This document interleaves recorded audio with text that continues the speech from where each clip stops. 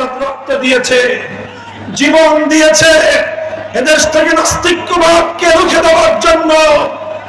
আজ সেই জালিম শাহীর পতনের পরেও এখনো পর্যন্ত শিক্ষা ব্যবস্থা থেকে নাস্তিক্যবাদের শেকড় উপড়ে ফেলা হয় না। হেফাজতে ইসলাম বাংলাদেশের সংগ্রামী মহাসচিব, উপস্থিত কেন্দ্রীয় নেতৃবৃন্দ, বিভাগীয় জেলা নেতৃবৃন্দ, সমবেত সংগ্রামী তাওহীদি জনতা, সংক্ষিপ্ত কয়েকটি কথা।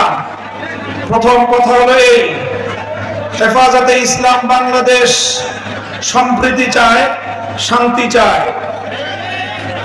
যারা বিগত সময়ে আওয়ামী লীগের পোশাক পরে, আওয়ামী লীগের কর্মী হয়ে, রাতের বেলায় কালনাগিনী হয়ে সংখ্যালঘুদেরকে ছোবল মেরেছিল, দিনের বেলায় ওঝা হয়ে ঝাড়তে এসেছিল, 5ই আগস্টের পর আওয়ামী লীগের সেই সংখ্যালঘু নির্যাতনের নাটক বন্ধ হয়ে গিয়েছে।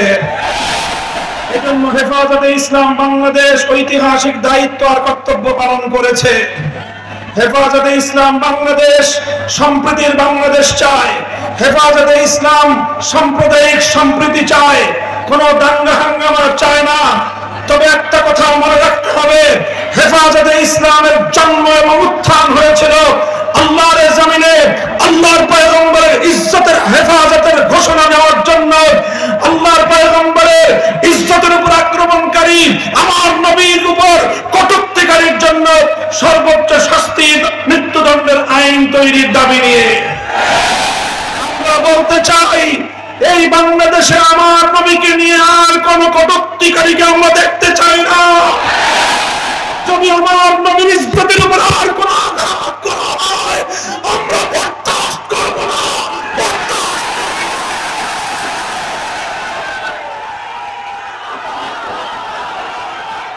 হেফাজতে ইসলাম বাংলাদেশ বাংলাদেশের সবচেয়ে বেশি মজলুম সংগঠন।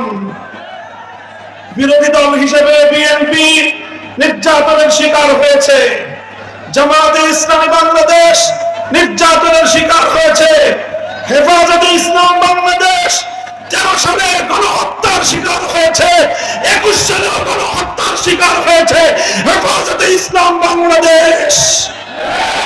13 সালে আমার শহীদদের হত্যাকাণ্ডের বিচার চাই, 21 সালের আমার শহীদদের হত্যাকাণ্ডের বিচার চাই। শেখ হাসিনাকে ধরে এনে, তার খুনি মন্ত্রিসভার সদস্যদেরকে ধরে এনে বাংলার মাটিতে বিচার কায়েম করতে হবে।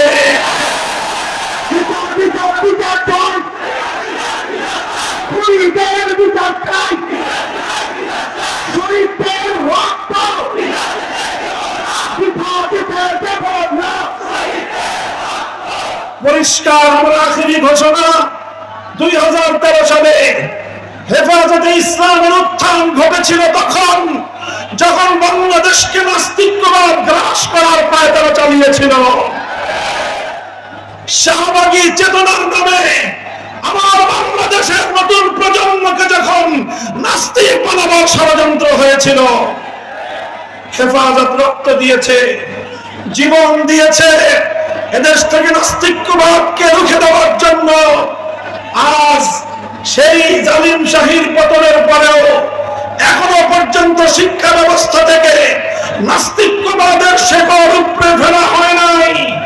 আমরা দেখছি, আমরা যৌক্তিক সময় দিতে চাই, কিন্তু অন্তর্বর্তীকালীন সরকার না তত্ত্বাবধায়ক সরকার, এই বাহানা দিয়ে আমাদের এই দাবি পূরণে বেশি কাল ক্ষেপণ করা যাবে না। আগামী শিক্ষাবর্ষের আগে জাতীয় শিক্ষা সিলেবাস থেকে নাস্তিক্যবাদের সকল শেকড় উপড়ে ফেলতে হবে।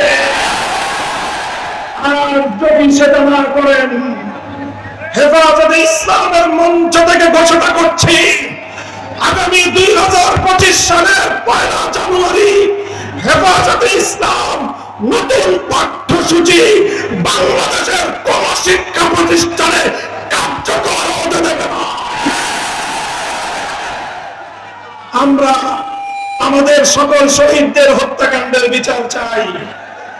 আর একটা কথা বলে শেষ করছি, আমাদের আমির মরহুম আল্লামা মুহাম্মদ শফি রহমাতুল্লাহ আলাইহি বিগত সরকার এবং তার প্রশ্রয়ে ষড়যন্ত্রকারীরা আমার ধারণা মতে হত্যা করেছে এবং হত্যা করে তার দায় আমাদের আমির মরহুম আল্লামা জুনায়েদ বাবুনগরীর উপর চাপাবার অপচেষ্টা চালিয়েছে।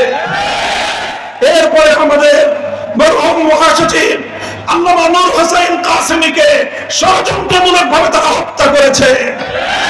এরপরে আল্লামা জুনায়েদ বাবুনগরীকে তারা হত্যা করেছে। অন্তর্বর্তীকালীন সরকারকে বলবো, এই 3 হত্যাকাণ্ডের সুষ্ঠু তদন্তের মাধ্যমে প্রকৃত দোষীদেরকে চিহ্নিত করে বিচার করতে হবে।